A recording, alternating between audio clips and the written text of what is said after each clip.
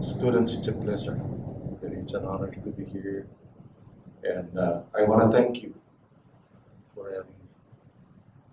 My name is Ansito.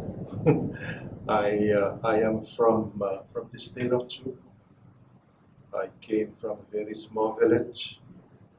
If you go to my village, still the way it used to be. It's about almost 2 hours from the center. We have no road. We have no electricity. It is still very traditional. And I'm saying this because I'm very grateful to be here at the University of Guam, and to be a faculty, and grateful to the administration, grateful to to those that have been with me on this journey, and really to you students. I have learned this from Dr. McNeese, and he always said, our students make us look good. Our students make us feel proud.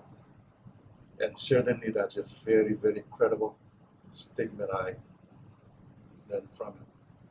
And really, you students, without you, I would not be teaching here. Without the administration, without the support from the dean, from my colleagues, I would never be here. So really, what I mean to say is, I came from an island that they value respect, and I think that's one thing that I want to share with you today. And it's very profound. I know president of the university is now talking about island wisdom, but respect is a very core value of how we grow up in the island. And why I believe it's very important for students to remember and to learn, because this is the way I look at it.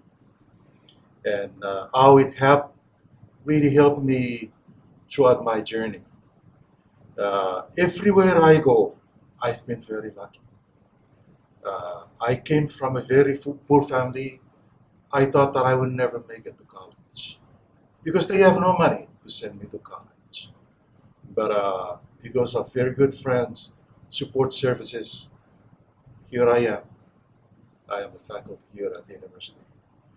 But I think, I would really say the key people that have been very helpful to me is because of respect. Respect in my culture, you do not talk much. You listen. Respect in my culture, you uh, you get along with those people around you. Respect in my culture, you care about those people around you. Respect in my culture, you always listen to them and make sure that you help them in any way you can. And really, I think that's really what I've been very lucky for. Anywhere that I go, people always help me. And I think it's the bottom line is because I always make sure that I show them my profound respect. I always make sure that when they need help, I should be there to help them. I always make sure that I would not come in a meeting with them to argue, but to listen to them. And that's what I've been doing all these years. And when I came in at the university in 2005, the University of Guam was new to me. Teaching at this level was very new, but I was grateful that I had my dean at that time, Dr. Enriquez. He's now our senior vice president and provost. She was very helpful to me. I had Dr. McNeese, Dr. Lee. Those were my very good colleagues at that time. They would always look at me and say, Ansito, what can we do to help you? And I'm so grateful. They were sharing with me, this is the way we teach those courses. These are our course syllabus. And this is the way you can teach that course. You don't have to really speak all the time, but you can give students assignments. You can group them into groups of detailed discussion. So it's really my teammates, my team members that they have been very supportive. And as I said, those that they were around me everywhere I go, very, very grateful. And then I found the students are so important because I end up learning so much from my students. Some of the research that I am doing now, that I'm working on now, these are research done by my students. I didn't know how to do PowerPoint. My students teach me how to do PowerPoint. And my gosh, what can I say? And again, that's why when Dr. McNeitz was saying that Ansito would always be grateful, would always be proud, would always really say thank you to our students because they make us look good, look so proud in the communities. So really, students, I can say you are the University of One. And this university exists because of you. But let's go back to my main point. I would say that anywhere you go, if you have that finest quality of respect, and I've seen it when you study the most successful organization in this world, what do they have at the very highest level of leadership? They have integrity and humility. You can never go wrong. And I've seen that in my own culture, how they teach you when you are young. Always respect anybody, anywhere you go. I learned that in my culture, that I would never talk back to my mother. And I know my mother intentionally did many things many times. I know she knows she's wrong, but she tests me whether or not Ansito would ever question her.